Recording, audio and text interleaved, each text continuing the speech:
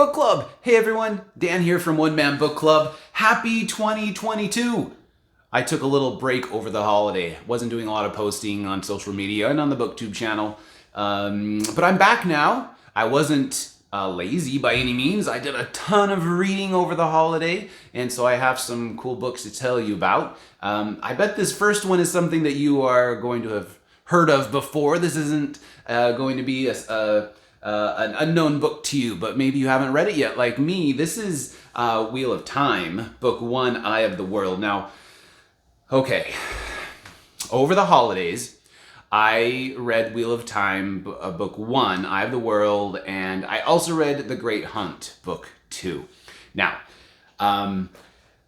this series has been on my radar since like the mid-90s when it was first published, and I have desperately been avoiding reading The Wheel of Time for so long, because even I, book nerd extraordinaire, am totally put off by the 14-book, 12,000-page commitment it would be to read this entire series. I mean, it simply doesn't fit in with my reading habits, and it certainly isn't compatible with my need to publish new and exciting content for One Man Book Club, because, I mean, seriously, like, no one wants to hear me write about the same books all the time, and it would be like 5 months of reading nothing but Wheel of Time if I were going to read these 14 books and 12,000 pages back to back.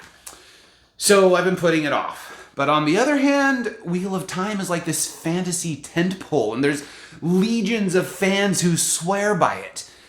I know some who've reread the entire series multiple times, and they're way less nerdy than I am, so I feel like I'm like way behind. And this has been this huge black mark on my reading scorecard for years. And plus, I would really like to watch the Amazon series, but I'm telling you, there's no way I'm going to watch it until I've read the books. So, all that to say is, it's time. It's time for me to read The Wheel of Time. I can't promise how quickly I'm going to read it, but I am going to finish. I plan on multitasking. I'll probably like listen to one book while reading another, but not at the same time. I'll read all 14 books. I won't read them back to back either. And I'll probably stretch them out over the whole year. Hey, maybe even 2 years. We'll just see. But I will finish. That's my promise. And then I'm going to have a party. So, like I said, over the holidays, I read books 1 and 2, The Eye of the World and The Great Hunt. Did they live up to the crushing weight of the expectation? Let's just say sort of. It's actually complicated.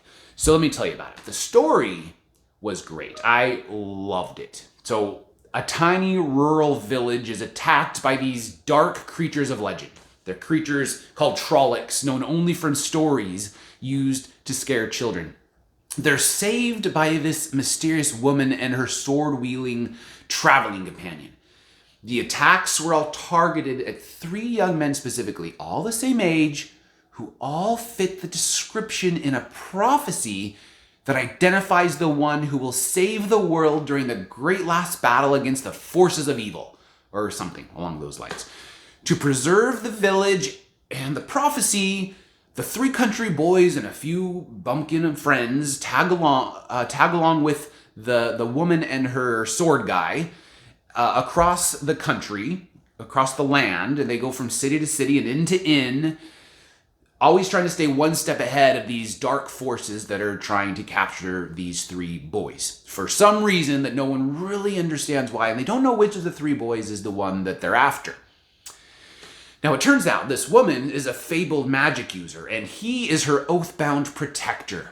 And they've been traveling the countryside trying to find Prophecy Boy before the bad guys do. The goal is to save the day by keeping the boys alive long enough to get them to the Magic Lady's home city so they can figure out what to do with him. And that's the story, basically. See, it is a lot of fun. But man, this is a complicated plot. I'm talking so complicated, it's going to take 14 really long books to sort it all out. And the detail, oh man, Robert Jordan, was really into the details. I mean, I appreciate good world building, and I love to have, like brain pictures painted for me, but there is just a lot. So many descriptions to wade through, so much world to build, and as much as I enjoyed the story, it took a really long time to get into the Eye of the World. I mean, I wasn't even sure who I was supposed to be cheering for until early on in book 2. Really, it really did take an entire book and a little bit more. But once I started caring about the characters after an entire book and then some, after I had some like skin in the game, I started enjoying the experience better. In fact, much more in book 2 than I did in book 1. The characters started showing growth, and even the complex world building started to make some sense.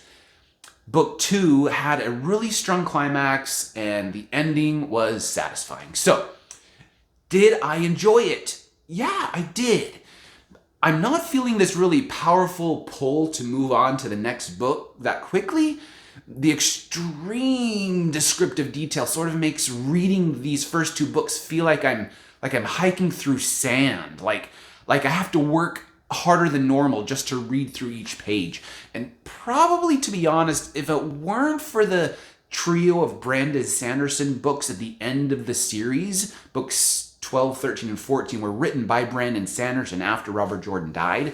If it weren't for those 3 books that I know are out there, I might stop reading at book 2. But I'm going to keep going slowly, and I'm going to trust the legion of book nerds, of fantasy book nerds who have read The Wheel of Time, who swear by it, that I'm going to trust that they won't lead me wrong.